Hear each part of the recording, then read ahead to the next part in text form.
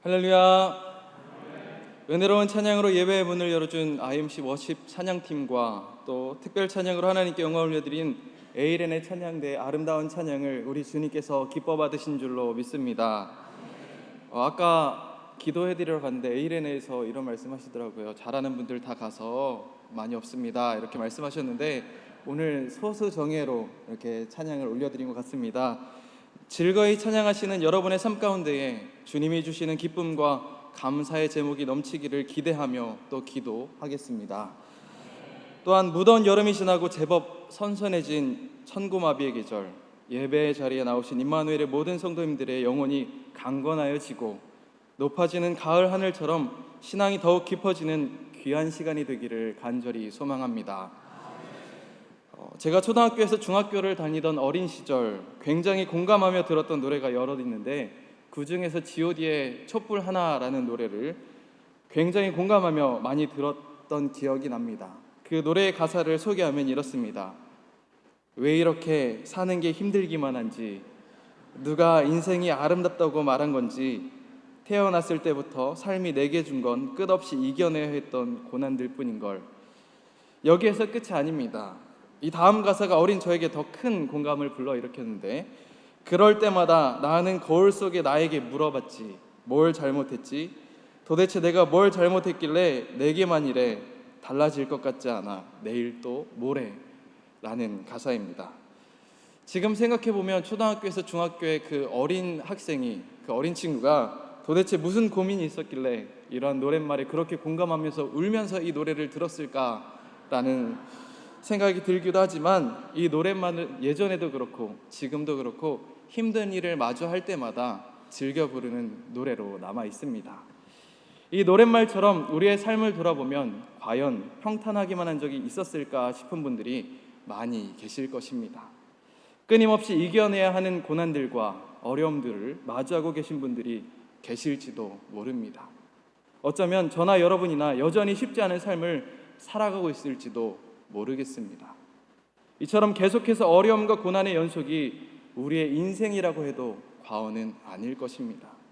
하나의 문제를 넘기면 또 다른 문제가 나타나고, 어떻게든 꾸역꾸역 그 문제를 넘기면 또다시 다른 문제가 나타나게 되는, 문제의 크기의 차이일 뿐 우리 인생에서 문제가 없었던 적은 없다는 것입니다. 그래서 어떤 이들은 인생을 풍랑에 비유하곤 합니다. 바람과 물결이 몰아치는 것처럼 쉽지 않은 인생, 혼란과 시련을 마주하는 인생을 비유적으로 풍랑에 이를 때가 많이 있습니다. 그런데 오늘 본문을 보면 그러한 풍랑을 만나 어려움을 겪는 한 무리를 발견할 수 있습니다. 바로 예수님의 제자들이었습니다. 오늘 본문은 오병이어 사건이 끝난 뒤 곧이어서 일어난 사건입니다. 예수님은 5,000명이 넘는 무리를 떡 5개와 물고기 2마리로 배부르게 하신 후에 즉시 제자들을 재촉하셔서 갈릴리 호수 건너편으로 건너가게 하셨습니다. 예수님께서 제자들을 재촉해서 보내시는데, 여기에서 재촉하다라는 말은 억지로, 강제로 시키는 것, 몰아내는 것을 의미하는 말입니다. 즉 예수님은 제자들의 의지와 상관없이 그들을 억지로 건너게 하셨다는 것입니다. 한번 제자들의 입장에서 생각해 본다면 얼마나 피곤하겠습니까? 예수님을 도와 사역을 마무리하고 지쳤을 것입니다. 우리가 교회에서 식당 봉사를 하면 피곤하듯이 성인 남성만 5,000명, 여성과 아이들을 포함한다면 적어도 10,000명 정도 되는 인원들에게 떡과 물고기를 배불리 먹도록 나누어 줬던 제자들은 오죽하였겠습니까? 그럼에도 주님은 그들을 재촉하셔서 갈릴리 호수를 건너게 하셨습니다. 물론 즉시 건너게 하신 것에는 여러 신학적인 해석들이 있지만, 어쩌면 예수 그리스도의 제자의 삶이란 참된 믿음, 참된 신앙이란 이러한 모습이 아닐까 생각해 보게 됩니다. 때로는 나의 의지와는 상관없이 주님께서 가라고 하시면 그 말씀에 순종하는 것, 나와 생각이 다르다고 할지라도 주님께서 명령하시면 억지로라도 순종해야 하는 것, 그것이 진정한 제자의 모습이라는 것입니다. 우리 역시 그러한 믿음으로 신앙생활을 해야 할 줄로 믿습니다. 설령 그 앞에 무슨 일이 기다리고 있는지 알지 못한다고 할지라도 말입니다. 그러나 분명한 것은 주님께서 명령하신 일은 주님께서 끝까지 반드시 책임져 주신다는 사실입니다. 이러한 사실을 기억하시고 주님의 명령에 순종하시는 저와 여러분이 되기를 소망합니다. 오늘 본문을 보면 예수님은 제자들에게 갈릴리 호수를 건너라고 하시는데, 갈릴리 호수를 가보신 분들은 아시겠지만 이 호수가 여간 큰 것이 아닙니다. 사진을 하나 보시겠습니다.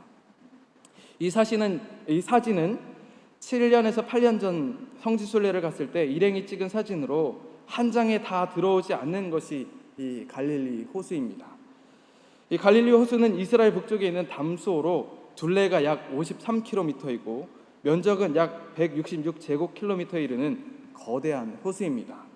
이 숫자로 말씀드리면 감이 잘 오시지 않을 것 같은데, 이해를 돕자면 경기도 안산시의 면적이 약 156제곱킬로미터라고 합니다.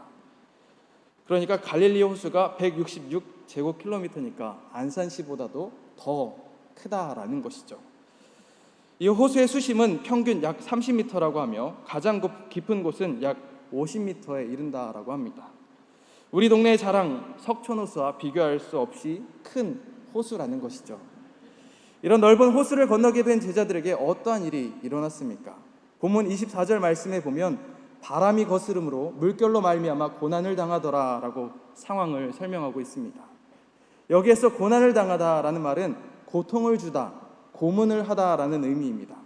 이 바사니조라는 말은 성경에서 해산의 고통을 표현할 때 쓰이는 말로 지금 제자들이 처한 상황이 얼마나 어려운지를 보여주고 있는 것입니다.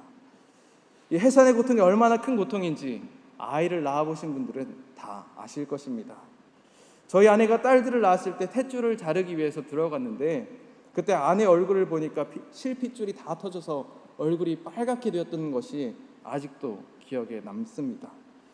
인간의 고통 중에서 출산의 고통이 가장 큰 고통 중 하나라고 하는데 그와 같은 단어로 제자들의 상황을 표현할 만큼 제자들은 지금 아주 극심한 고통과 고난 속에 있었다라는 것을 짐작해 볼 수 있는 것이죠. 계속해서 본문을 보면 예수님께서 제자들을 보내시고 난 후에 배가 이미 육지에서 수리나 떠났다고 기록하고 있습니다. 여기에 수리를 의미하는 거리는 문자적으로 많은 스타디온을 의미합니다. 여기서 1스타디온은 약 183m라고 하는데 학자들에 의하면 당시 제자들은 육지에서 약 4에서 5km 이상 떨어져 있었던 것으로 추정됩니다. 다음 사진을 하나 보시겠습니다. 이 사진은 갈릴리 호수를 위성에서 찍은 사진인데요. 누가복음에 따르면 예수님께서 오병이어의 기적을 행하셨던 곳이 베스다 지역, 이 우측 상단에 있는 지역이고, 요한복음에 따르면 디베랴 건너편에서 되어진 일이라고 기록하고 있기 때문에 건너편으로 건넜다라는 것은 이 베세다에서 디베랴라는 곳으로 사선으로 밑에 있는 그곳으로 건너게 하셨다라는 것을 알 수 있습니다. 그곳에서 약 4에서 5km 떨어진 곳이라고 할 때에 지도에서 보면 빨갛게 동그라미 표시된 곳이 지금 제자들이 있는 곳이라고 짐작해 볼 수 있습니다. 다시 말하면 호수의 외곽보다는 중심부 근방 어디쯤에 있었다라는 것이죠. 그런데 바람을 만나 고난을 당하고 있었다는 것이 쉽게 이해가 되지 않을 수도 있을 것입니다. 호수에서 바람이 불면 얼마나 분다고, 또 파도가 치면 얼마나 친다고 생각하실 수도 있을 것입니다. 다음 사진을 또 보시겠습니다. 이 사진을 보시면 제자들이 왜 어려움을 겪었는지 바로 이해가 되실 것입니다. 이 사진은 바람이 불어 풍랑이 일어나 갈릴리 호수 부둣가를 때리는 거대한 파도를 찍은 사진입니다. 오늘날에도 갈릴리 호수에 풍랑이 일면 심한 날에는 호수 근처 호텔의 고층 창문까지도 물방울들이 튄다고 합니다. 또한 풍랑이 있는 날에는 승선 인원이 80명이 넘는 큰 배도 안전하지 못한다라고 합니다. 실제로 풍랑으로 인해 승선 인원이 55명인 관광역 목선이 전복되는 사고도 있었다고 합니다. 과학기술이 발달한 오늘날에도 이러한 일들이 일어나는데 과거에는 어떠하였겠습니까? 또한 당시는 밤 사경이었다고 기록하고 있습니다. 밤 사경은 로마식 표현으로 새벽 3시에서 6시 사이의 때를 가리킵니다. 해가 뜨기 전 가장 어두운 그때에 이러한 일을 만난다는 것이죠. 여러분 한번 생각해 보시기 바랍니다. 앞도 분간이 되지 않을 만큼 어두운 밤, 지금처럼 조명이 발달되지도 않은 그러한 상황이었습니다.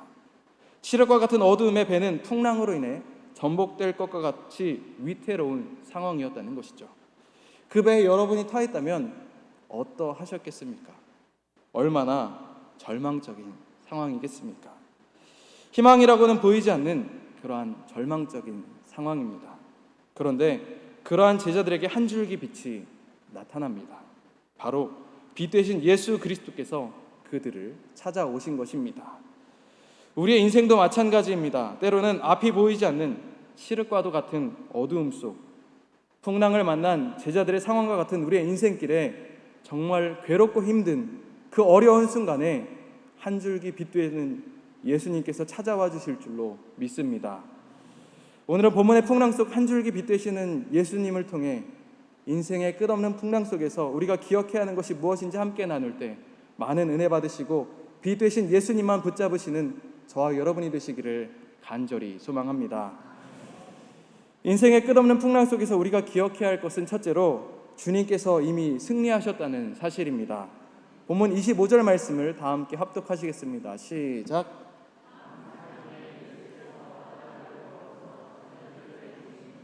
아멘. 본문을 보면 밤사경에 예수님께서 어디를 걸어오셨다라고 기록하고 있습니까? 바다 위로 걸어서 제자들에게 오셨다라고 기록합니다. 앞에서도 나누었듯이 지금 갈릴리 호수는 잔잔하고 고요한 상황이 아니라 제자들을 극심한 고통으로 몰아넣는 바람과 물결이 일렁이는 그러한 상황이었습니다. 그러나 예수님은 그 위를 걸어서 제자들에게 친히 찾아오십니다. 여기에서 알 수 있는 사실은 이 땅의 환난이나 역경은 예수님께 결코 아무런 문제가 되지 않는다는 사실입니다. 예수님은 세찬 바람과 거친 물결 그리고 지구의 중력을 모두 극복하신 분이시며 자연을 지배하시는 전능하신 하나님이신 줄로 믿습니다. 주님은 이러한 모든 환경을 이기시고 제자들에게 찾아오셨습니다. 모든 고난과 역경을 이기신 주님께서 환난 가운데 어려움을 겪고 있는 우리들에게, 인생의 풍랑으로 힘겨워하고 있는 우리에게 찾아오신다는 그 사실을 기억하시기를 바랍니다. 그런데 우리가 또 한 가지 살펴보아야 할 것은 당시 유대인들의 통념에 바다가 어떠한 곳으로 여겨졌는가 하는 것입니다.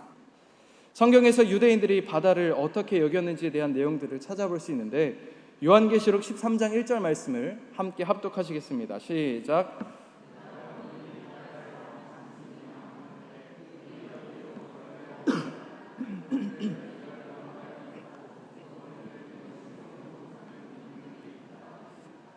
아멘.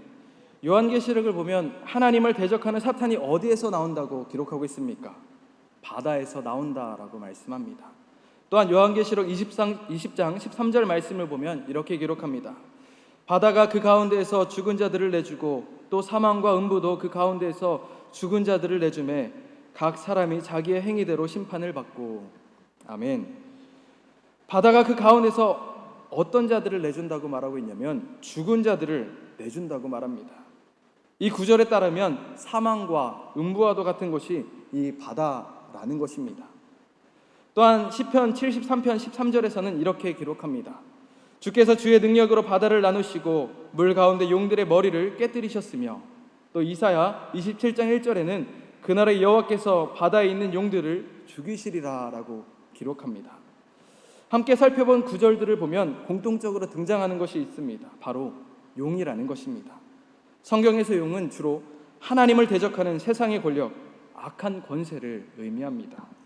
이처럼 당시 통념에 따르면 바다는 하나님을 대적하는 악한 세력이 사는 집, 용이 사는 사탄의 집이라고 여겼다는 것을 우리는 발견할 수 있습니다. 그런 바다 위를 걸어 오셨다는 것은 예수님께서 죽음과 어둠의 권세를 발 아래에 두셨다는 것을 상징합니다. 즉 예수님께서는 사망과 어둠의 권세를 이기셨다는 것입니다. 요한복음 16장 33절 말씀을 보면 이렇게 말씀합니다. 우리 함께 합독하시겠습니다. 시작. 이것을 너희에게 이르는 것은 너희로 내 안에서 평안을 누리게 하려 함이라. 세상에서는 너희가 환난을 당하나 담대하라. 내가 세상을 이기었노라. 아멘. 이미 우리 주님은 우리를 괴롭게 하는 인생의 풍랑도, 우리가 마주하는 그 고난도, 어두움의 악한 영까지도 모두 다 승리하신 능력의 주님이심을 믿으시기를 바랍니다. 저와 여러분의 인생의 풍랑을 이미 주님께서 이기셨습니다. 지금 마주하고 있는 고난도 이미 주님께서 승리하셨습니다. 믿으십니까? 바라기는 이미 모든 것을 승리하신 우리 예수님만을 의지하여 담대히 인생의 풍랑을 헤치고 나아가시는 임마누엘의 모든 성도님들 되시기를 주님의 이름으로 축복합니다. 인생의 끝없는 풍랑 속에서 우리가 기억해야 할 것은 둘째로 주님이 즉시 도와주신다는 사실입니다. 본문 26절에서 27절 말씀을 합독하시겠습니다. 시작.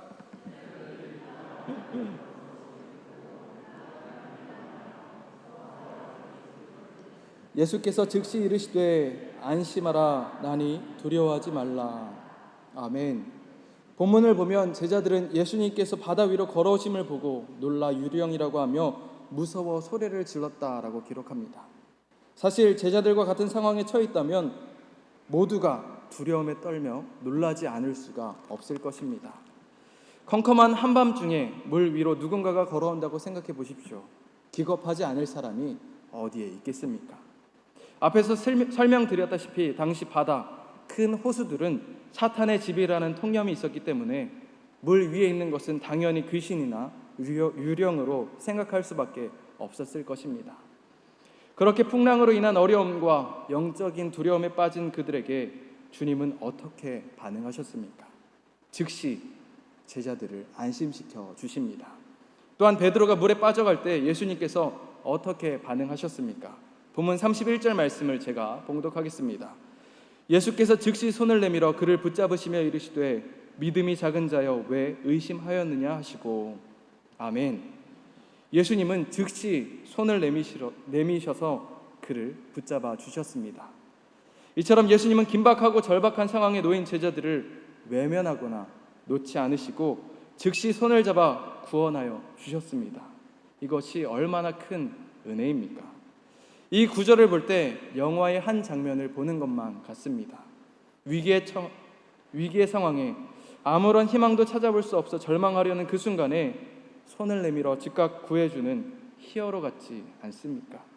마치 자녀가 어려움에 처해 있을 때 즉시 나타나 안아주며 그를 구하는 아버지와 같은 모습으로 우리들을 어려움의 순간에서 즉시 건져주시는 분이 우리 예수님이심을 기억하시기를 바랍니다. 분명히 기억해야 할 것은 주님께서 우리의 도움이 되어주신다는 사실입니다. 시편 46편 1절을 보면 하나님은 우리의 피난처시요 힘이시니 환난 중에 만날 큰 도움이시라 라고 고백합니다. 또한 시편 115편 11절을 보면 이렇게 고백합니다. 우리 함께 합독하시겠습니다. 시작.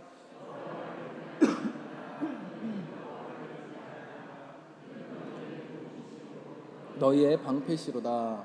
아멘. 이 시편 기자들의 고백처럼 우리 주님은 환난 중에 만날 큰 도움이시고 우리의 방패가 되시는 줄로 믿습니다.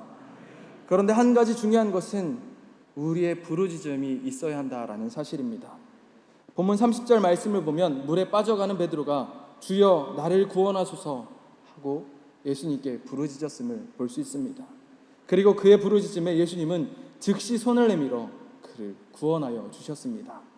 이렇듯 위기 중에 우리가 해야 할 것은 주님께 간절함으로 진심으로 부르짖어 외치는 것인 줄로 믿습니다. 주여 나를 구원하소서, 주여 나를 구원하소서. 그렇게 간절하게 부르짖을 때 주님께서는 우리의 기도에 즉시 응답하여 주심을 믿으시기를 바랍니다. 바라기는 고난 가운데 있던 제자들을 즉시 구원하여 주신 주님께서 우리들 또한 넉넉히 구원하여 주심을 믿으시고 주님께 부르짖어 우리의 도움이 되시며 방패가 되시는 주님의 구원을 누리시는 임마누엘의 모든 성도님들 되시기를 주님의 이름으로 축복합니다. 인생의 끝없는 풍랑 속에서 우리가 기억해야 할 것은 셋째로 주님만 바라보아야 한다는 사실입니다. 본문 29절에서 30절 말씀을 합독하시겠습니다. 시작.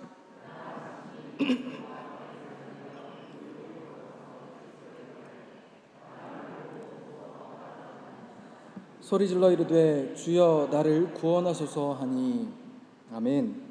다시 조금 앞의 상황을 보면 물 위를 걸어오신 예수님께서 제자들을 안심시키시자 베드로가 주님께 이렇게 묻습니다. 만일 주님이시거든 나를 명하사 물 위로 오라 하소서. 정말 예수님이 맞다면 나를 명하셔서 물 위로 오라고 해주십시오. 이러한 베드로의 말에 예수님께서는 오라고 하십니다. 그러자 베드로는 예수님의 명령에 힘입어 배에서 내려 물 위를 걸어서 예수님께 가게 됩니다. 이 얼마나 놀라운 일입니까? 예수님께서 명령하시니 베드로 역시 물 위를 걷게 되었다는 것입니다. 이처럼 예수님께서 명령하시면 우리들에게는 불가능한 일이 없는 줄로 믿습니다. 베드로가 주님과 함께 물 위를 걸은 것으로 이 사건이 마무리되었다면 얼마나 좋겠습니까? 하지만 우리의 기대와는 다르게 베드로는 물에 빠지게 됩니다. 성경에서는 물에 빠지게 된 이유가 무엇이라고 기록하고 있습니까? 본문 30절 말씀을 보면 바람을 보고 무서워 빠져갔다라고 기록합니다. 즉 베드로가 바람을 보고 무서워하였기 때문에 물에 빠지게 되었다는 것입니다. 그런데 이 바람이 지금만 불었습니까? 지금 갑자기 바람이 불어서 바람을 보게 된 것입니까? 아니죠. 분명히 예수님께서 명하신 그때에도, 아니 그 이전에도 이들은 바람으로 인해 큰 어려움을 겪고 있었던 상황이었습니다. 한결같이 바람은 이들을 괴롭게 하고 있었다라는 것이죠. 물 위를 걷기 전과 물 위를 걸을 때의 상황이 크게 달라진 것은 없었습니다. 그러나 상황은 달라지지 않았지만 한 가지, 베드로의 시선이 달라져 있었다는 것에 우리는 주목해야 합니다. 예수님을 보며 예수님의 명령에 순종하였을 때에는 풍랑 속에서도 물 위를 걸을 수 있었습니다. 그러나 예수님으로부터 시선을 돌려 바람을 보고 풍랑을 바라보았을 때에 그는 물속으로 빠져들게 되었습니다. 이처럼 우리가 무엇을 바라보고 있는지가 중요하다라는 것입니다. 물 위를 걷게 하고 물에 빠지게 만든 것은 풍랑이 아니었습니다. 베드로의 시선의 차이였으며 믿음의 차이였습니다. 바람으로 고개를 돌린 어쩌면 아주 사소한 작은 차이였습니다. 그러나 그 작은 차이가 다른 결과를 만들어낸다는 사실을 우리는 주목해야 합니다. 여러분은 인생의 풍랑 속에서, 위기 속에서 무엇을 바라보고 계십니까? 여전히 우리 앞에 있는 문제들을 바라보고 계십니까? 아니면 그 앞에서 우리를 오라 부르시며 우리를 부르시는 예수님을 바라보고 계십니까? 우리를 집어삼킬 것 같은 인생의 풍랑을 바라보고 계십니까? 아니면 우리에게 빛으로 다가오시는 주님을 바라보고 계십니까? 바라기는 풍랑 가운데 우리를 부르시며 빛으로 인도하시는 주님만 바라보시는 저와 여러분이 되기를 간절히 소망합니다. 문제를 바라보면 문제에 압도될 수밖에 없습니다. 의심이 생길 수밖에 없습니다. 예수님의 으뜸 가는 제자 베드로가 그랬듯이 말입니다. 풍랑을 보면 두려운 것이 당연한 것입니다. 그러나 그 모든 것을 뛰어넘으시고 모든 것을 통치하시며 이미 승리하신 예수님만을 바라볼 때 우리의 믿음은 더욱 확고해지고 자라가며 결국 모든 풍랑을 이겨내고 우리 주님과 한 걸음씩 앞으로 나아가게 될 줄로 믿습니다.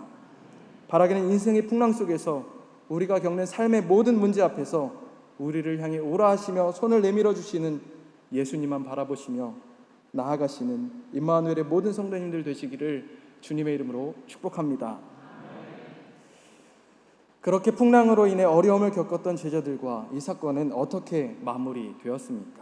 마지막으로 함께 32절 말씀을 합독하시겠습니다. 시작. 배 함께 오름에 바람이 그치는지라. 아멘. 방금 읽은 말씀을 보면 예수님께서 베드로와 함께 배에 오르시니 바람이 그쳤다라고 기록합니다. 제자들을 두렵게 만들고 어렵게 만들었었던 그 거센 풍랑이 예수님께서 함께 배에 오르시니 멈추었다라는 것입니다. 결국 우리가 풍랑 속에서 안전할 수 있는 것, 우리의 인생의 풍랑을 잠잠하게 할 수 있는 것은 예수님과 함께하는 것뿐이라는 이 사실을 기억하시기를 바랍니다. 예수님이 함께하시면 우리는 평안할 수 있습니다. 예수님이 우리와 함께하시면 우리의 모든 것이 잠잠해질 수 있습니다. 우리의 모든 문제가 해결될 줄로 믿습니다. 그 끝에 예수님을 하나님의 아들로 고백하였던 제자들처럼 우리 역시 이 고난의 끝에 승리의 주님과 함께하며 주님께서 우리의 구원자가 되심을 고백하고 하나님께 영광을 올려드리는 임마누엘의 모든 성도님들 되시기를 주님의 이름으로 축복합니다. 기도하시겠습니다. 할렐루야. 사랑과 은혜가 풍성하신 하나님 아버지, 풍랑과 같은 저희들의 인생에 한 줄기의 빛으로 다가와 주시니 참으로 감사를 드립니다. 저희들 주님께서 이미 승리하셨음을 기억하게 하여 주시고, 승리하신 주님만 의지하며 모든 어려움을 극복하고 승리하는 믿음이 되게 하여 주시옵소서. 또한 저희들에게 언제나 귀를 기울여 주셔서 어려움이 있을 때 즉시 도우시는 주님을 기억하게 하여 주시고, 주님을 신뢰함으로 주님께 부르짖어 구원받는 저희의 모든 삶이 되게 하여 주시옵소서. 저희들 믿음이 연약하여 저희들 앞에 있는 풍랑의 시선을 빼앗겨 두려워하지 아니하게 하여 주시고, 오직 주님만 바라보며 주님과 함께하여 저희들의 인생 가운데 있는 모든 풍랑이 잠잠해질 수 있도록 주님 은혜 내려 주시옵소서.